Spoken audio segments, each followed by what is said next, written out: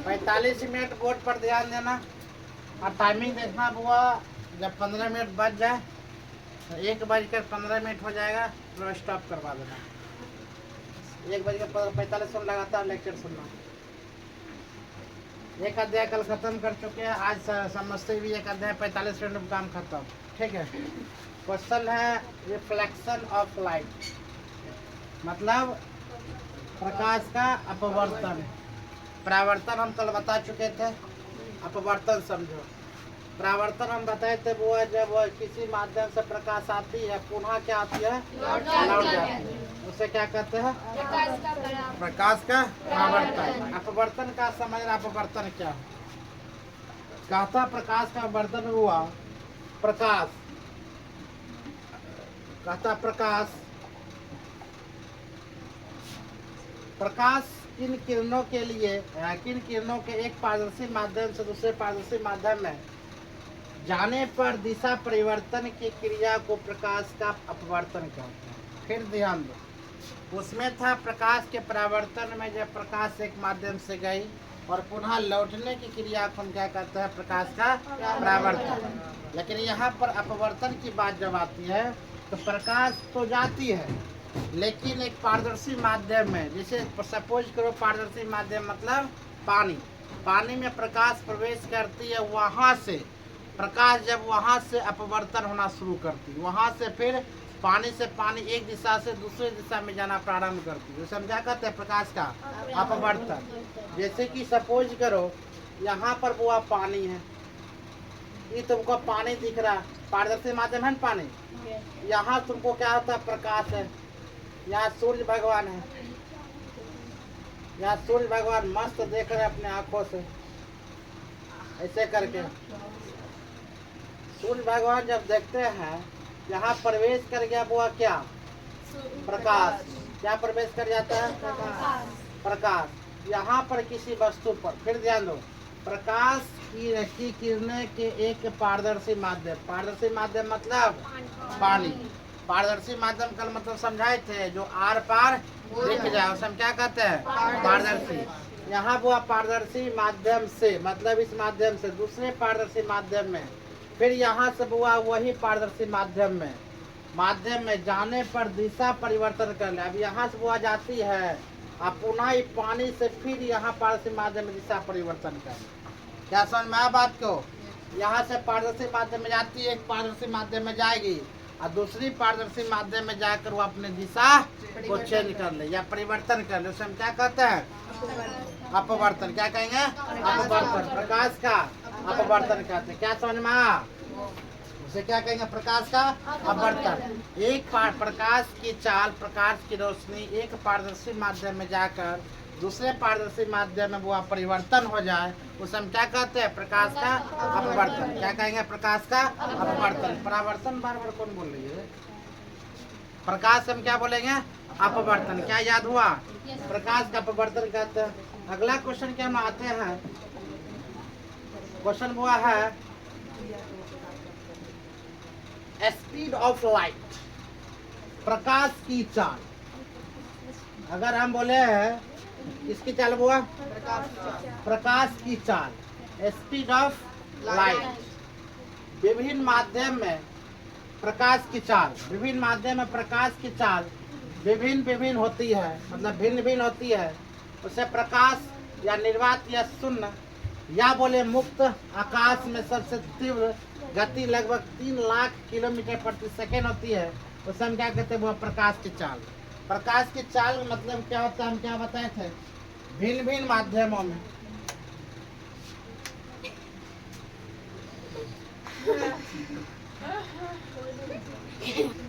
हो गया सर। हम पर हाँ दो बता रहे, पंखा बोताने के चक्कर युद्ध। प्रकाश का बर्तन रिफ्लेक्शन ऑफ लाइट समझा चुके थे बुआ।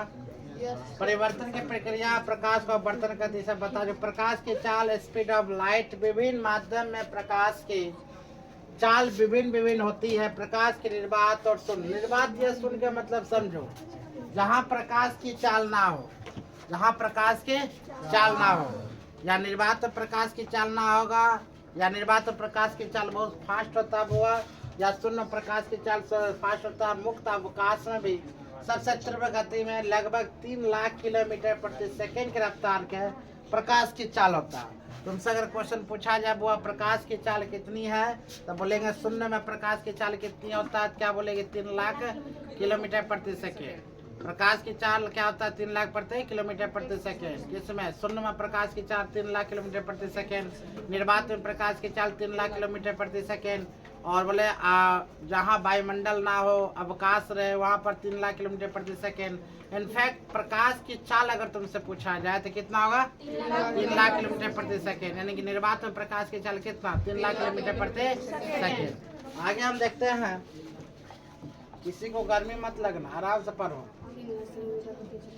तो आगे देखते हैं बुआ, अन्य माध्यमों की अपेक्षा वायु में प्रकाश की विरल माध्यम होती है। अगर सबसे कम मात्रा में अगर प्रकाश की चाल बोले तो किसमें था बुआ, वायु में। किसमें रहेगा, वायु में। वायु में प्रकाश की चाल क्या होता है, कम होता है।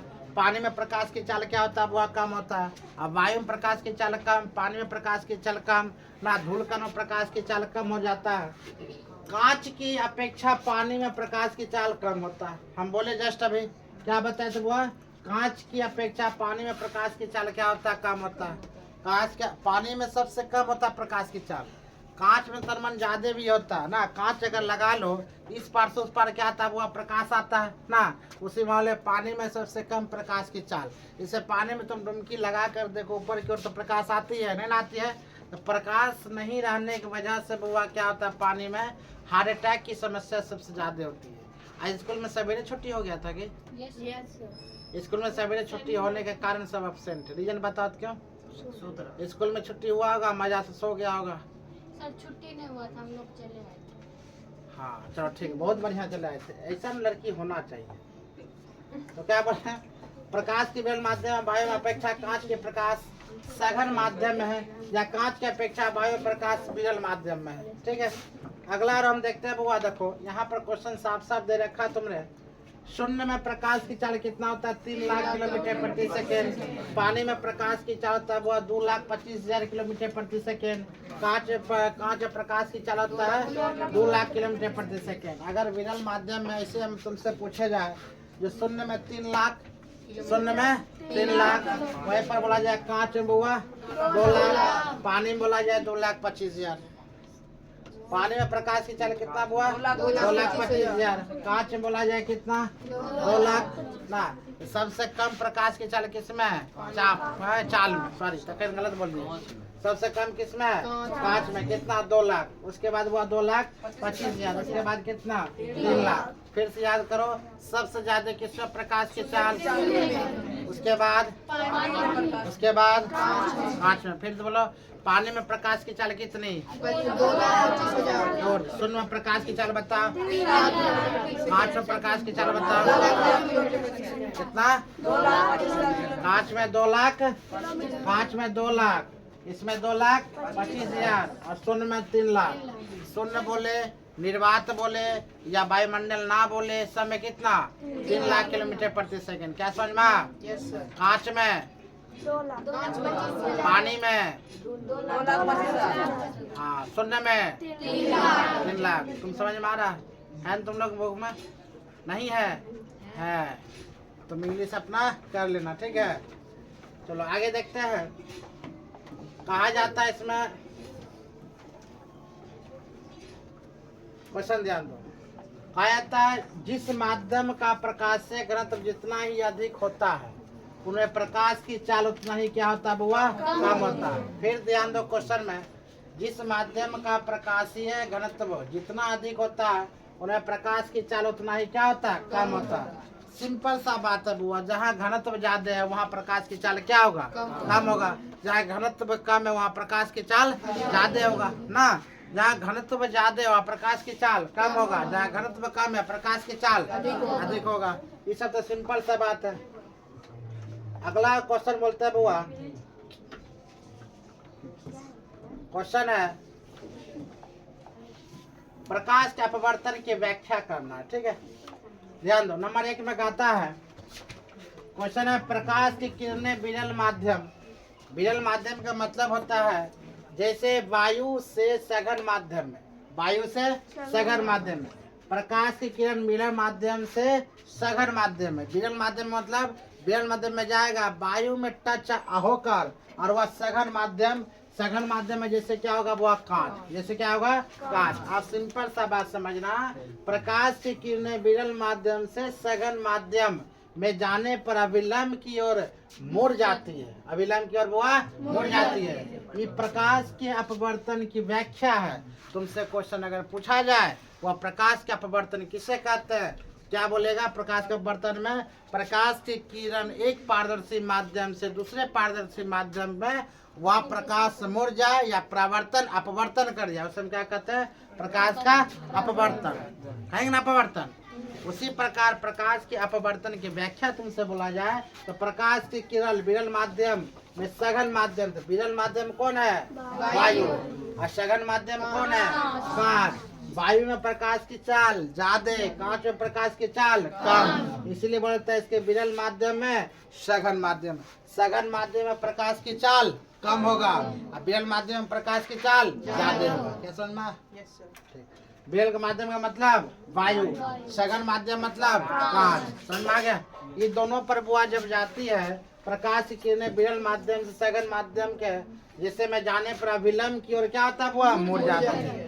ये मान लिया जाए ये मेरा क्या, ये वायु है, ये वायु, ये कांच है, क्या बुआ, ये कांच, ये प्रकाश वायु में जाकर फिर यहाँ पर आकर टच मार के घूट जाएगा, हो गया अविलंब। समझ मारा? जैसे अगला क्वेश्चन के हम आते हैं तो क्वेश्चन कहता है, फिर ध्यान दो, 2 नंबर पॉइंट है, प्रकाश की किरण सघन माध्यम से जैसे कांच, विरल माध्यम में जैसे वायु में जाने पर अविलंब से दूर हट जाती है। देखो दोनों को उल्टा दो, पहले था विरल माध्यम से सघन माध्यम, अभी था सघन माध्यम से विरल माध्यम से, अविलंब सब वह क्या हट जाती है, दूर हट जाती है। अब ध्यान दो इसमें क्या है, कुछ डायग्राम पर फोकस करना है। ये अगर नॉर्थ है तो वही क्या हो जाएगा, साउथ, लेकिन नॉर्थ है दिया है तो विरल माध्यम देख लो, विरल माध्यम देख ला, विरल माध्यम मतलब वायु। एक और है,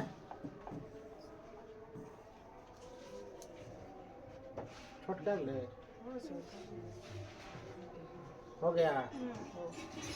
देखो ये देख लो, ये वायु मतलब की दिख रहा है बुआ, विरल माध्यम। ये वायु भी की दिख रहा है बुआ, विरल माध्यम। यहाँ पर देख रहा है विरल माध्यम। ये क्या है, कांच बुआ, सघन माध्यम।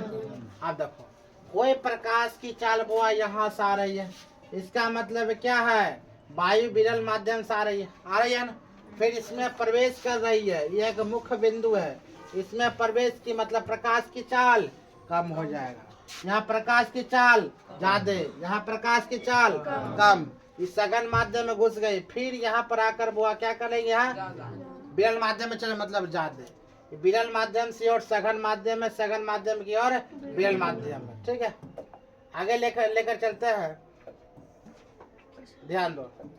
जब कोई प्रकाश की किरण दो माध्यम को अलग अलग करने वाली सतह पर लंबवत पड़ती हो तो वह बिना मुड़े अर्थात बिना अपवर्तन के सीधे निकल जाती। जैसे यहाँ पर वो जब अलग अलग माध्यम में करने वाली सतह पर, मतलब अलग करने वाली सतह पर जब लंबवत पड़ती है, जब अलग करने वाली सतह पर लंबवत पड़ती है, तब वो अपवर्तन के सीधे क्या हो जाती है, निकल जाती है। वहां पर अपवर्तन यहाँ नहीं करेगा। अपवर्तन का मतलब ही बताए थे, एक पारदर्शी माध्यम से दूसरे पारदर्शी माध्यम में जाकर वह प्रकाश मुड़ जाती है, परिवर्तन कर लेती है, दिशा चेंज कर लेती है, उसे हम क्या कहते हैं, प्रकाश का अपवर्तन। लेकिन कुछ माध्यम में प्रकाश के अपवर्तन हुआ नहीं होता, कुछ माध्यम प्रकाश का अपवर्तन नहीं होगा। समझ मारा? यहाँ बैठ जाओ लड़की, यहाँ जो 5-5 को बैठी हुई है, कहते बैठी हुई है, प्रकाश क्या कहते हैं, अपवर्तन। सब जिद्दी लड़की है, तुलसी तो और जिद्दी है, सब जिद्दी होगा तुलसी। ध्यान दो, अपवर्तनांक क्या है, अपवर्तन किसी माध्यम का अपवर्तनांक शून्य में प्रकाश की चाल, उस माध्यम में प्रकाश की चाल का अनुपात को हम क्या कहते हैं बुआ, अपवर्तनांक। फिर ध्यान दो, किसी माध्यम में अपवर्तनांक शून्य में प्रकाश की चाल और उस माध्यम प्रकाश की चाल का अनुपात को क्या कहते हैं बुआ? अपवर्तनांक। जैसे किसी माध्यम में अपवर्तनांक बराबर फार्मूला लिख लेना, शून्य में प्रकाश की चाल और शुद्ध माध्यम में प्रकाश की चाल। इसका फार्मूला यहाँ पर लिख लेना बुआ, n बराबर c/cm, n बराबर c/cm। ठीक है। नेक्स्ट है कांच का अपवर्तनांक। ये सब फार्मूला है, तुमसे पूछा जाएगा। कांच का अपवर्तनांक बराबर शून्य में प्रकाश की चाल और कांच में प्रकाश की चाल, शून्य में प्रकाश की चाल और कांच में प्रकाश की चाल। जैसे कि n बराबर, अगर तुम यहाँ पर देख लो, n बराबर कितना होगा? 3 लाख किलोमीटर प्रति घंटा। इनके मतलब शून्य प्रकाश की चाल, शून्य प्रकाश से कितना? 3 लाख किलोमीटर प्रति सेकंड। अब बटे कितना वो इसका? 2 लाख किलोमीटर प्रति सेकंड। मतलब कांच में प्रकाश की चाल हो गया ना। यहाँ पर शून्य प्रकाश की चाल, यहाँ पर कांच के प्रकाश की चाल। तो इसको क्या हो? 3/2, इसको काट ले कितना? 1.5। ये तुमने आंसर कभी कभी तुमसे पूछा जाएगा। तो शून्य में प्रकाश की चाल बराबर कांच में प्रकाश की चाल या वायु में प्रकाश की चाल, उसका तुमको याद रखना पड़ेगा। तो शून्य में प्रकाश की चाल क्या होता था, वायु में प्रकाश की चाल क्या होगा, या कांच में प्रकाश की चाल क्या होगा, जल में प्रकाश की चाल क्या होगा। तो बताओ तो वायु में शून्य में प्रकाश की चाल कितना बताया था? कांच में प्रकाश की चाल कितना बताया था? 2 लाख किलोमीटर। 2 लाख ना, कांच में 2,25,000। पानी में कितना बताया था? कांच में 2 लाख। पीछे भी तो लिखा हुआ कांच में 2 लाख, है कि ना? पीछे कितना लिखा हुआ? कांच में 2 लाख। आगे देखा, ध्यान दो। कहा था अर्थात कांच में प्रकाश की चाल शून्य या वायु में प्रकाश की चाल 1/, कितना? 1.5 अथवा 2/3 गुनी होती है। आगे पार्थिविक विस्थापन क्या है? इसका मतलब हुआ समझना, पार्थिविक विस्थापन क्या है? पार्थिविक विस्थापन आपतित किरण और निर्गत किरण के बीच लंबवत दूरी को पार्थिविक विस्थापन कहते हैं। तुमको क्वेश्चन याद करना बुआ, पार्थिविक विस्थापन किसे कहते हैं? क्या बोलना है? क्या बोले हैं? पार्थिविक विस्थापन किसे कहते हैं? फिर सुनो, क्वेश्चन है पार्थिविक विस्थापन किसे कहते हैं? तो आपतित किरण और निर्गत किरण के बीच लंबवत दूरी को हम क्या कहते हैं? वह पार्थिविक विस्थापन कहते हैं। इसे डी से सूचित किया जाता है। इसे किससे सूचित करते हैं? वह डी से। किससे सूचित करेंगे? इसे डी से सूचित करते हैं। फिर से बहुत ध्यान दो, क्या कहते हैं? निर्गत पार्थिविक विस्थापन आपतित किरण और निर्गत किरण के बीच लंबवत दूरी को हम क्या कहते हैं? वह पार्थिविक विस्थापन कहते हैं। इसे किससे सूचित करते हैं? वह डी से। इसे किससे? डी से। आगे है अपेक्षिक अपवर्तनांक क्या है? थोड़ा थोड़ा याद करना। दो माध्यम के निरपेक्ष अपवर्तनांक के अनुपात को हम क्या कहते हैं? वह अपेक्षिक अपवर्तनांक कहता है। क्या कहते हैं? अपेक्षिक अपवर्तनांक कहता है। निरपेक्ष अपवर्तन और निरपेक्ष अपवर्तन 2, ये दोनों के विपरीत दिशा को हम क्या कहते हैं? वह अपेक्षिक अपवर्तनांक कहता है। अगला क्वेश्चन, अपवर्तन के नियम क्या है? इस सबसे इम्पोर्टेंट है बुआ, VVI क्वेश्चन का लो। ये क्वेश्चन VVI टिक लगा लो। अपवर्तनांक के नियम क्वेश्चन पूछा जाता है। अपवर्तनांक के नियम क्या है? क्या चीज का नियम हुआ? अपवर्तनांक के नियम क्या? तो क्वेश्चन में ध्यान दो, प्रकाश की अपवर्तन के 2 नियम है। प्रकाश के अपवर्तनांक के कितना नियम है? 2। बार बार क्वेश्चन पूछा जाता है। आपतित किरण आपतन बिंदु पर खींचे गए विलंब और आपतित किरण तीनों एक ही समतल पर होते हैं। नंबर 2 हुआ, किन्हीं 2 माध्यम और प्रकाश के किसी विशेष वर्ण के लिए आपतन कोण ज और अपवर्तनांक कोण के ज अनुपात का एक नियंत्रक होते हैं। उसे हम क्या कहते हैं? उसे हम क्या कहते हैं? वह आपतित किरण। मतलब आपतित दो याद रखना, आपतित किरण और आपतन बिंदु। ठीक है, ये याद है कि नहीं? कोई दिक्कत नहीं। अगर ये दोनों आपस में याद रखेगा ना तो वहां पर जाकर बना देगा। क्या याद रखना? आपतित किरण, आपतन बिंदु।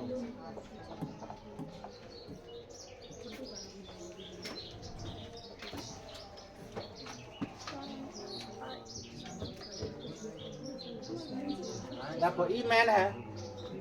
क्वेश्चन है प्रिज्म क्या है? शायद इसके बारे में हम बताए थे। प्रिज्म को देख रहा है तो प्रिज्म वो इस प्रकार का प्रिज्म आता है।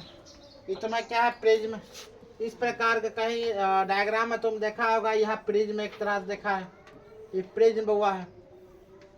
प्रिज्म अगर देखा जाए किसी कोण पर झुके 2 समतल पृष्ठ के बीच घिरे किसी पारदर्शक माध्यम को हम क्या कहते हैं? प्रिज्म। ये जितना भी दिख रहा है बुआ तुम्हारा, ये पारदर्शक माध्यम है। ये क्या है? वो किसी कोण पर झुके दो समतल पृष्ठ, ये दोनों क्या, एक समतल पृष्ठ हुआ, समतल पृष्ठ कितना हुआ? बुआ 2। समतल पृष्ठ के बीच घिरे किसी पारदर्शक माध्यम को हम क्या कहते हैं? बुआ प्रिज्म। पारदर्शक माध्यम का मतलब हम समझा चुके हैं। सर फोन आया। क्या नाम लिखा है? नाम है कट गया। गलती से भी हमारा फिर वीडियो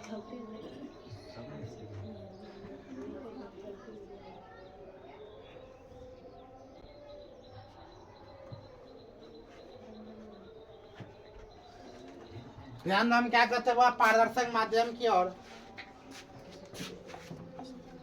प्रिज्म की ओर हम याद रखना। तो प्रिज्म क्या कहता है? प्रिज्म किसी कोण पर झुके दो समतल पृष्ठ के बीच घिरे पारदर्शक माध्यम को हम क्या कहते हैं? वो प्रिज्म कहते हैं। प्रिज्म मतलब पारदर्शक सतह किसे कहते हैं? पारदर्शक किसे कहते हैं? पारदर्शक किसे कहते हैं? दो वस्तु को आपस में क्या करते हैं? प्रकाश की किरण है आर पार जो दिख जाए उसे हम क्या कहते हैं? वो पारदर्शक कहते हैं। उसे हम क्या कहेंगे? पारदर्शक। उसी प्रकार यहाँ पर क्वेश्चन कुछ इस प्रकार है। अब अपवर्तक का पृष्ठ प्रकार का आवागमन, यहाँ पर क्वेश्चन थोड़ा ध्यान देना। क्वेश्चन कहता हुआ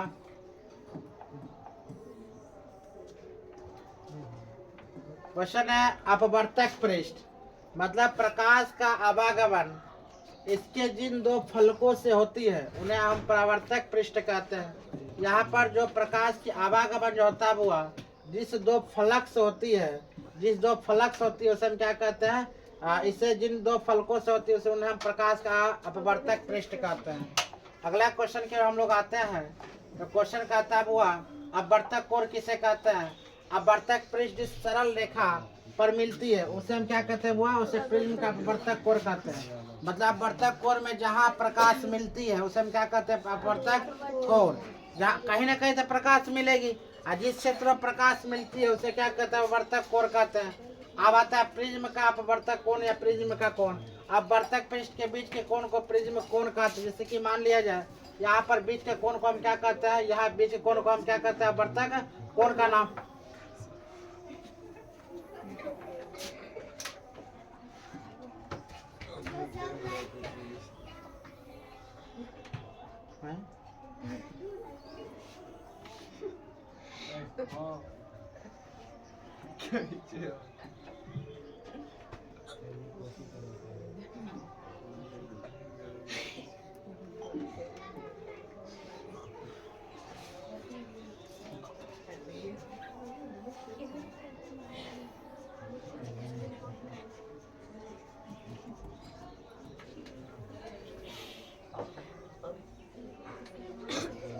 बात क्यों आता है?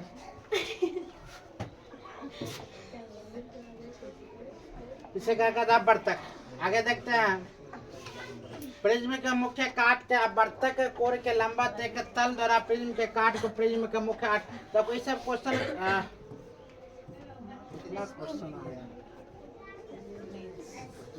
तो लेंस के हम लोग आते हैं। लेंस बताए थे ना एक बार? लेंस बता चुके हैं। सब वहाँ क्यों रही है? गर्मी लग रहा है।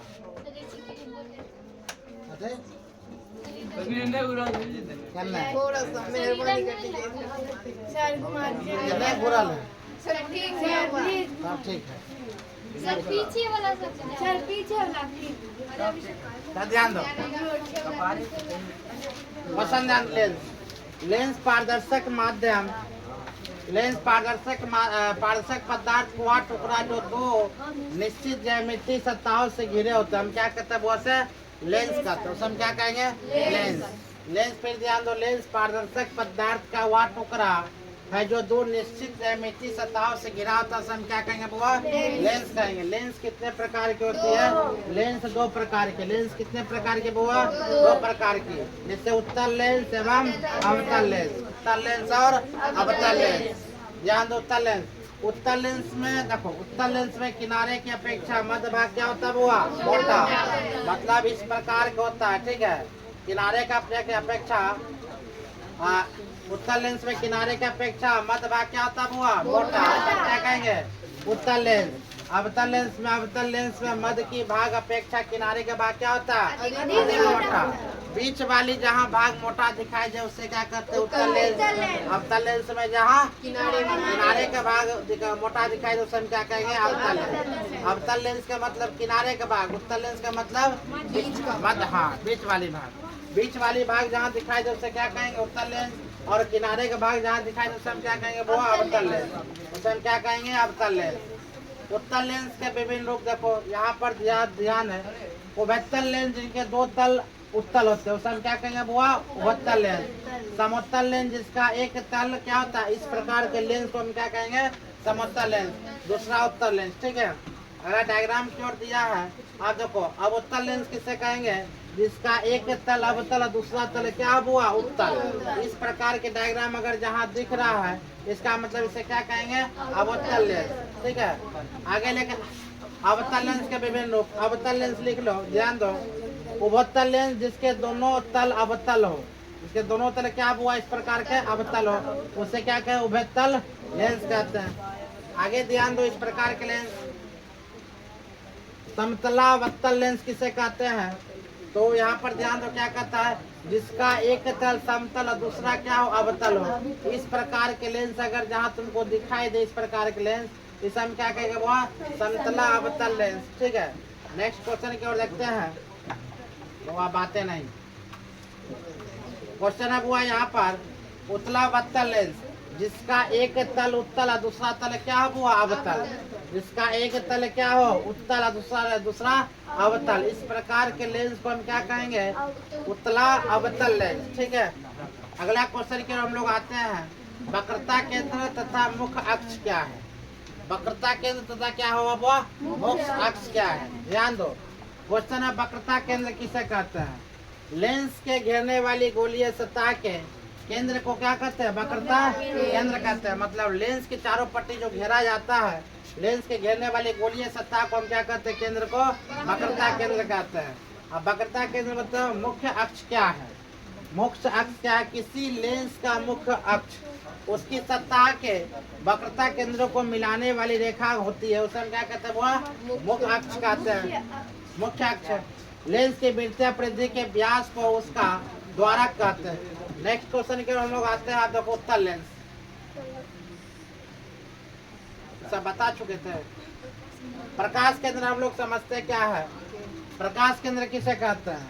वो ध्यान दो, किसी पतले लेंस का प्रकाश केंद्र उसके मुख्य अक्ष पर वह बिंदु है जिससे होकर जाने वाले किरणें लेंस से अपवर्तन के बाद बिना विचलन के निकल जाती है।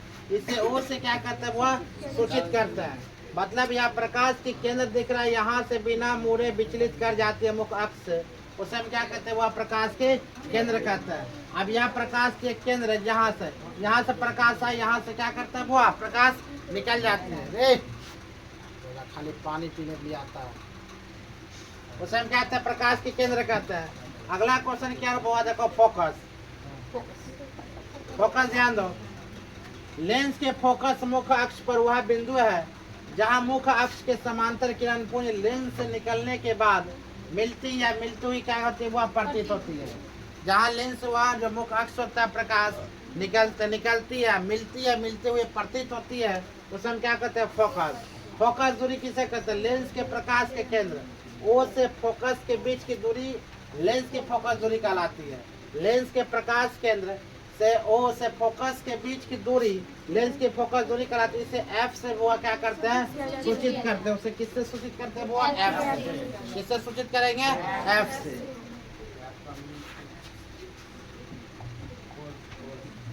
देखो यहाँ पर ध्यान दो, यहाँ पर फोकस का यहाँ एफ से सूचित करते हैं। यहाँ पर फोकस क्या? एफ से। यहाँ पर प्रकाश यहाँ से एक दूसरे से प्रकाश क्या होती है? वो निकलती है, ठीक है। और यहाँ से प्रकाश यहाँ से निकाल के एक बिंदु पर आकर क्या करती है? मिलती है। ऐसे कहते हैं फोकस दूरी, ये भी कहते हैं फोकस दूरी। यहाँ पर फोकस ही है, इसका फोकस ही है। एगो प्रकाश निकल रही है, प्रकाश घुस रही है, एक बिंदु पर मिलती है, एक बिंदु से निकल रही है। क्या समझ में आ रहा? अगला क्वेश्चन ध्यान दो, क्वेश्चन है उत्तल लेंस का कार्य। उत्तल लेंस का कार्य उससे होकर जाने वाली किरण पुंज को क्या करते हैं? अभिचलित करना। यही कारण है कि उत्तल लेंस को अभी सारे लेंस भी क्या कहते हैं, वो कहते हैं।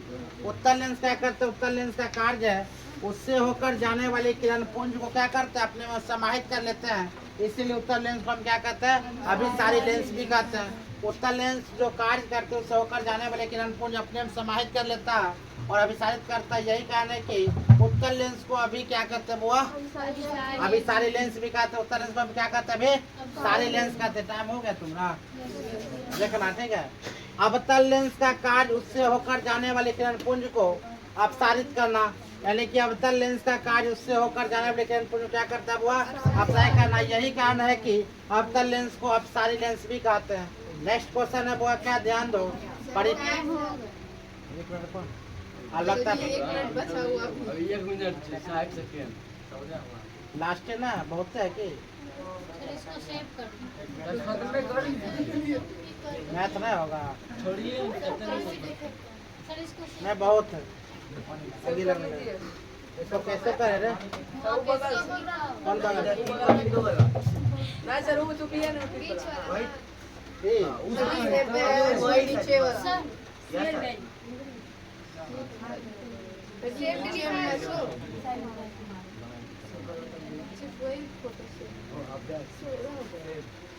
हो गया। सर इससे पूरा थोड़ी होगा।